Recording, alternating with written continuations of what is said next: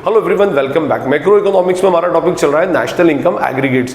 Previous lecture में हमने different aggregates of national income पे बात की थी, just like GDP, GNP, NNP, FC etcetera etcetera. Okay, अब इस लेक्चर में हम आगे बढ़ेंगे और इसी नेशनल इनकम एग्रीगेट का एक और बहुत ही इंपॉर्टेंट कंसेप्ट देखेंगे, that is real GDP and nominal GDP.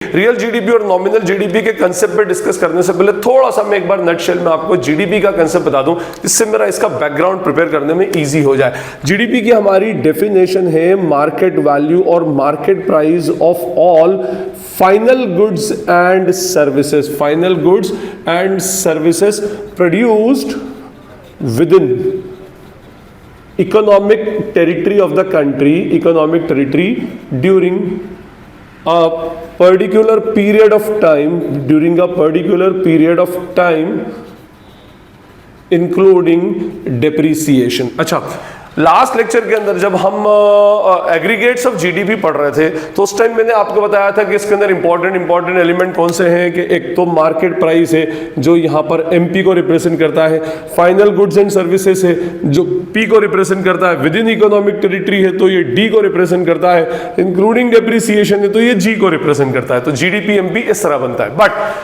अभी इस लेक्चर के पॉइंट ऑफ व्यू से अगर आपको रियल जीडीपी और नॉमिनल जीडीपी डिस्कस करना है तो इसके पॉइंट ऑफ व्यू से हमारा सबसे इंपॉर्टेंट एलिमेंट इस पूरी डेफिनेशन का है during a particular period of time. एक पर्टिकुलर पीरियड ऑफ टाइम की बात कर रहे हैं अगर आपको रियल जीडीपी और नॉमिनल जीडीपी समझना है तो, ठीक है। और ये particular period of time usually क्या होता है, 1 ईयर, या अगर डेटा गवर्नमेंट जो पब्लिश करती है वो क्वार्टरली बेसिस के ऊपर हर 3 मंथ्स का डेटा मार्केट में जीडीपी का और जीडीपी ग्रोथ रेट का पब्लिश करती है। फाइन, एनीवे, एक पर्टिकुलर पीरियड ऑफ टाइम, ये 1 ईयर हो या 1 क्वार्टर हो, what ever it may be, ठीक है। अब रियल जीडीपी और नॉमिनल जीडीपी से पहले मैं यहां पर आऊं, देखिए यहां पर मैंने मार्क किया है value of all final goods and services. Economy में जितनी भी फाइनल गुड्स एंड सर्विसेज बिकती हैं, अच्छा फाइनल गुड्स और सर्विस जो होती है यूजुअली ये मेजर होती है इन टर्म्स ऑफ क्वांटिटी, और क्वांटिटी सबकी डिफरेंट होती है। किसी प्रोडक्ट की क्वांटिटी लीटर्स में होगी, किसी प्रोडक्ट की क्वांटिटी मीटर्स में होगी, कोई किलोग्राम में होगा, कोई डजन्स में होगा, कोई क्विंटल्स में होगा, कोई टन्स में होगा। तो हम क्या करते हैं, क्वांटिटी में कैलकुलेट ना करते हुए हर चीज को मॉनेटरी वैल्यू में कैलकुलेट करके दिखाते हैं। तो मॉनेटरी वैल्यू में कैलकुलेशन कैसे होगा, quantity into price of that commodity will be the GDP.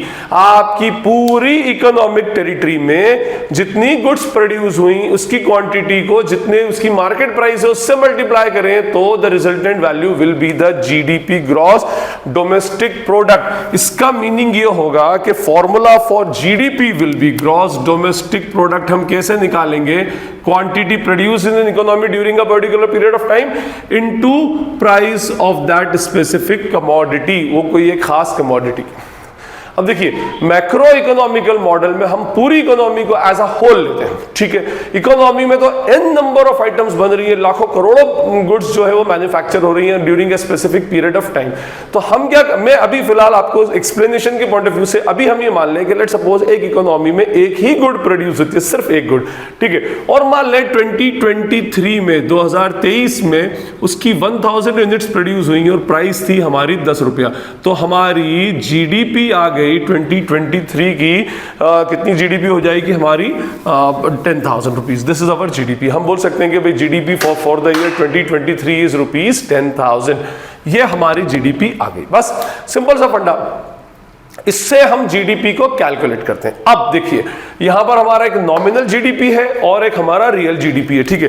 देखिए नॉमिनल जीडीपी को हम बोलते हैं GDP at current price, GDP at current price कहलाता है। Real GDP is called as GDP at constant price, इसको हम बोलते हैं जीडीपी एट कांस्टेंट प्राइस, ठीक है। अब पहले मैं आपको जीडीपी एट करंट प्राइस का कंसेप्ट बताता हूं, फिर उसके कुछ लिमिटेशंस बताकर मैं आऊंगा रियल जीडीपी या जीडीपी एट कांस्टेंट प्राइस के ऊपर। देखिए 2023 ईयर का हमने जीडीपी कैलकुलेट किया तो हमारी यूनिट्स जो डिमांड थी उस स्पेसिफिक ईयर में 1000 यूनिट्स की थी और 10 रुपया उसकी प्राइस मार्केट में चल रही थी। टोटल जीडीपी हमारा बना 10,000। अभी हम ये मान रहे हैं कि हमारी पूरी इकोनॉमी में एक ही यूनिट प्रोड्यूस और या एक ही यूनिट की डिमांड क्रिएट होती है। एनीवे जब ईयर 2024 आया तो हमारी क्वांटिटी बढ़कर कितनी हो गई, यहां पर 1500 यूनिट, और प्राइस भी बढ़कर कितनी हो गई, 15 रुपया प्राइस हो गई। तो हमारी जीडीपी बन गई 22,500। हम बोल सकते हैं कि our GDP for the year 2024 will be 22,500। ठीक है, क्या क्या बढ़ी, क्वांटिटी और प्राइस दोनों बढ़ी, तो हमारी जीडीपी आ गई 22,500। ठीक है, इससे दो चीजें डिराइव होती हैं। फर्स्ट तो ये कि चाहे आपकी क्वांटिटी चेंज हो या प्राइस चेंज हो, किसी भी एक एलिमेंट के अंदर अगर कुछ चेंज आया तो अवर जीडीपी विल चेंज ऑटोमेटिकली। हमारी जीडीपी क्या होगी, चेंज हो जाएगी। चाहे हम क्वांटिटी को चेंज कर दें, चाहे प्राइस को चेंज कर दें, उसका इंपैक्ट हमारी जीडीपी के ऊपर पड़ेगा। ठीक है, ये अभी पहला पॉइंट।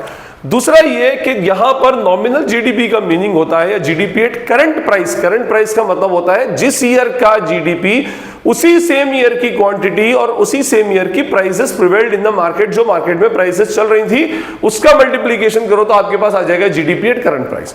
जैसे 2023 में 1000 यूनिट बिकी थी, 1000 यूनिट का कंजम्पशन हुआ था, और उस ईयर में 10 रुपीज का रेट चल रहा था, तो हमारी जीडीपी बन गई थी 10,000। और 2024 में 1500 यूनिट्स पूरी इकोनॉमी में कंज्यूम हुई और प्राइस बढ़ गई थी, प्राइस में इंक्रीमेंट हो गया था, 15 रुपीज हो गई थी, तो हमारी जीडीपी बन गई 22,500।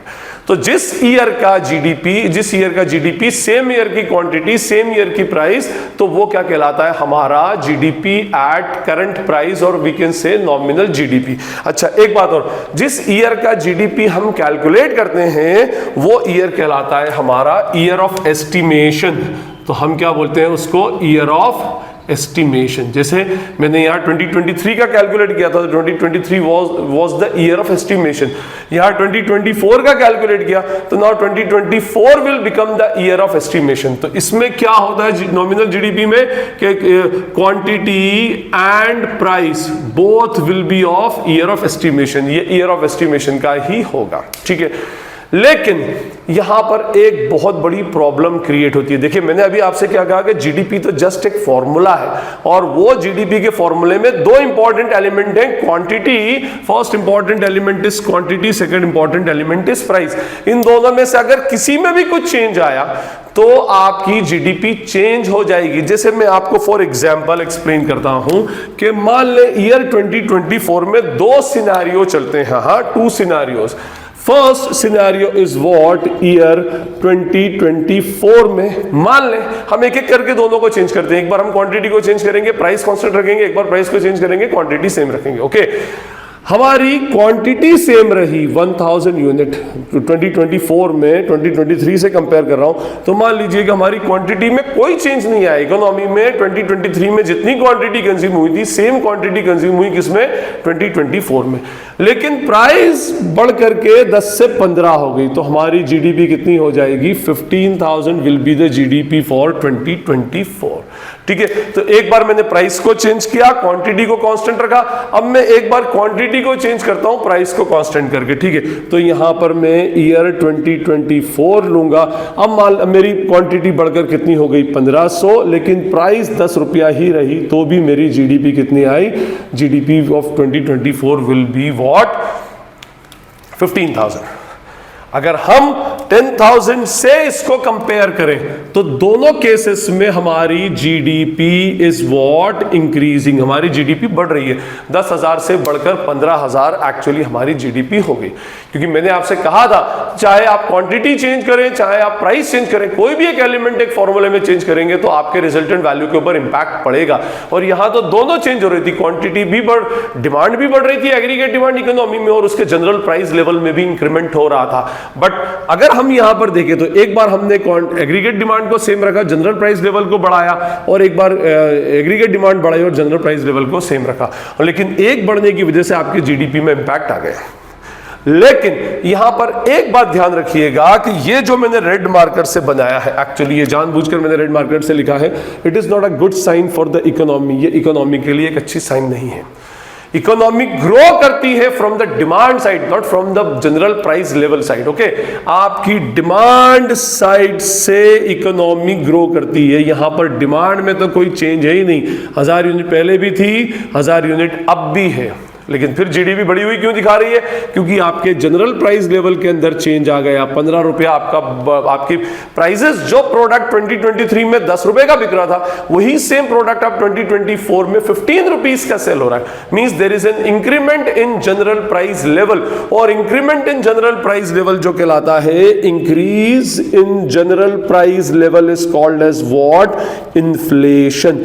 तो इसका मीनिंग ये हुआ कि आपकी इकोनॉमी में तो उल्टा इन्फ्लेशन हो गया, और economy, foreign economy, inflation is not a good sign. ये इसमें क्या होता है कि आपकी इकोनॉमी में जितने भी प्रोडक्ट्स हैं उनकी प्राइसेस जो है वो इंक्रीज हो रही है, प्रोडक्ट महंगा हो रहा है, मार्केट में महंगी चीज बिक रही है, लोगों के पास सेविंग्स कम बचेगी। और अल्टीमेटली हम तो समझते ही हैं कि अगर कोई प्रोडक्ट महंगा बिकता है तो ये इकोनॉमी के लिए अच्छी साइन नहीं है। एक बार प्रोडक्ट की कीमत बढ़ी तो वो वापस उस लेवल पर कभी नहीं आती जिस लेवल से वो बढ़ी थी एक्चुअली, ठीक है। तो देखिए यहाँ पर 10 to 15 बेसिकली रही, तो आपकी जीडीपी तो बढ़ी हुई दिखाई रहा है। लेकिन प्रॉब्लम यह है कि जीडीपी में कोई ग्रोथ तो है नहीं। एग्रीगेट डिमांड 1000 थी, एग्रीगेट डिमांड अब भी 1000 है। ग्रोथ यहां दिख रही है इस केस में। देखिए यहां पर 1500, हमारी क्वांटिटी 1000 से बढ़कर 15000 हो गई। मींस हमारा डिमांड साइड जो है वो स्ट्रांग है इकोनॉमी में, एग्रीगेट डिमांड इकोनॉमी में बढ़ रही है। और हमने क्या किया, 15 रुपए प्राइस थी, लेकिन इसको ऐसे पे ना रखकर हमने इसको चेक किया तो भी हमारी जीडीपी बढ़कर आ रही है। ये एक्चुअल फिगर शो करता है आपका जीडीपी का, क्योंकि ये क्या करता है, it actually shows increase in aggregate demand in the economy.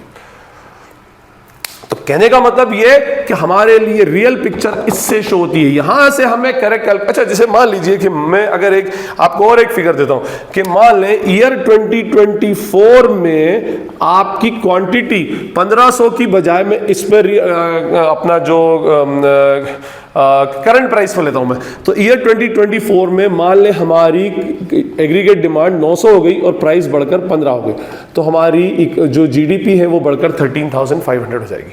अब अगर मैं इससे कंपेयर करूं तो अगेन जीडीपी इज इंक्रीजिंग, दिख रहा है जीडीपी बढ़ गई, हमें तो ये दिख रहा है। लेकिन प्रॉब्लम ये है कि देखिए आपकी जो एग्रीगेट डिमांड है वो 1000 यूनिट से डाउन होकर के कितने पर आ गई, 900 यूनिट पर। मतलब आपकी इकोनॉमी ने 100 यूनिट की डिमांड कम निकाली। हो सकता है उसके पीछे, लेकिन प्राइस बढ़ गई, तो हो सकता है उसके पीछे वो बढ़ी हुई प्राइस भी एक रीजन हो। अगर आपकी इकोनॉमी में जनरल प्राइस लेवल बढ़ेगा तो आपकी इकोनॉमी की डिमांड साइड क्या हो जाएगी, वीक हो जाएगी।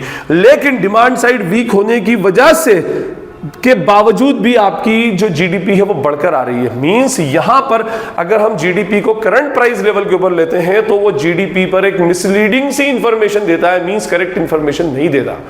आपको ये नहीं मालूम पड़ता कि इकोनॉमी में एक्चुअली डिमांड इंक्रीज हुई है या नहीं हुई। और मैंने क्या कहा, इकोनॉमी में स्ट्रॉन्ग पॉइंट तभी होगा, इकोनॉमी तभी आपकी ग्रो होगी जब आपकी इकोनॉमी का डिमांड साइड, एग्रीगेट डिमांड आपका इंक्रीज होगा।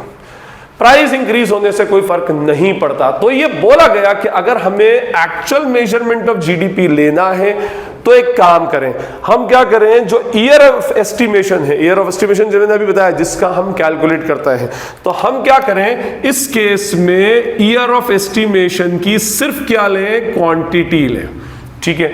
लेकिन हमें मल्टीप्लाई तो करना पड़ेगा ना सर किसी प्राइस से। प्राइस तो बोले वो जो प्राइस होगी वो प्राइस होगी बेस ईयर की, बेस ईयर की प्राइस ले लें। अब यहां पर हमारे दो कंसेप्ट आ गए। फर्स्ट इज व्हाट, यहां पर तो एक ही कंसेप्ट था, year of estimation. Year of estimation की क्वांटिटी ले लो, ईयर ऑफ एस्टिमेशन की प्राइसेस ले लो।